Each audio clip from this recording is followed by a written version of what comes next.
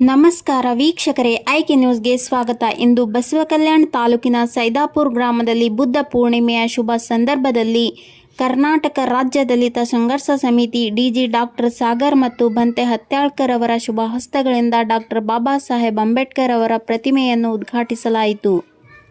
ಈ ಸಂದರ್ಭದಲ್ಲಿ ವಾಮನ್ ಮೈಸಲ್ಗೆ ದಲಿತ ಸಂಘರ್ಷ ಸಮಿತಿ ಬಸವಕಲ್ಯಾಣ ತಾಲೂಕು ಸಂಚಾಲಕ ಪ್ರೇಮ್ ಬುಡ್ಕೆ ಹಾಗೂ ಸೈದಾಪುರ ಗ್ರಾಮದ ಸಮಸ್ತ ಧರ್ಮೀಯರು ಉಪಸ್ಥಿತರಿದ್ದರು. ಬಸವಕಲ್ಯಾಣ ತಾಲೂಕು ಸೈದಾಪುರ ಗ್ರಾಮದಲ್ಲಿ ಡಾಕ್ಟರ್ ಬಾಬಾ ಸಾಹೇಬ್ ಅಂಬೇಡ್ಕರ್ ಅವರ ಪ್ರತಿಮೆಯನ್ನು ಇವತ್ತು ಅನಾವರಣಗೊಂಡಿರ್ತಕ್ಕಂಥದ್ದು ಇಡೀ ಸಮಾಜಕ್ಕೆ ಒಂದು ಸಾಮಾಜಿಕ ನ್ಯಾಯವನ್ನು ಮತ್ತು ಸರ್ವರಿಗೂ ಸಮಾನತೆಯನ್ನು, ಸರ್ವರಿಗೂ ಸ್ವಬಾಳ್ವೆಯನ್ನು ನೀಡ್ತಕ್ಕಂಥ ಒಂದು ವಿಚಾರನ ಬಾಬಾ ಸಾಹೇಬ್ ಅಂಬೇಡ್ಕರ್ ಇಡೀ ಲೈಫೆಲ್ಲ ಅವರು ಪ್ರತಿಪಾದನೆ ಮಾಡ್ಕೊತ ಬಂದಿರು. ಹಾಗಾಗಿ ಬಾಬಾ ಸಾಹೇಬ್ ಅಂಬೇಡ್ಕರ್ ಅವರ ಪ್ರತಿಮೆ ಈ ಒಂದು ಸೈದಾಪುರ ಗ್ರಾಮದಲ್ಲಿ ಸ್ಥಾಪನೆ ಮಾಡಿರ್ತಕ್ಕಂಥ ಟ್ರಸ್ಟು ಮತ್ತು ಇಲ್ಲಿನ ಎಲ್ಲ ಊರಿನ ಜನ ಮಾಡಿರ್ತಕ್ಕಂಥ ತುಂಬ ಶ್ಲಾಘನೀಯ ಮತ್ತು ಹೆಮ್ಮೆ ತರ್ತಕ್ಕಂಥ ವಿಚಾರ ಆಗಿದೆ.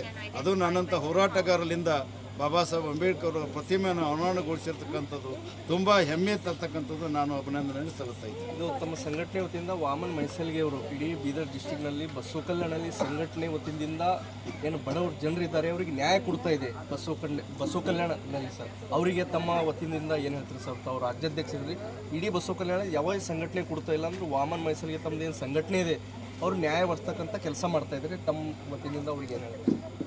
ಈಗ ವಾಮನ್ ಮೈಸೂಲ್ಗಿ ಅವರು ದಲಿತ ಸಂಘರ್ಷ ಸಮಿತಿ ಭಾಳಷ್ಟು ಸೀನಿಯರು.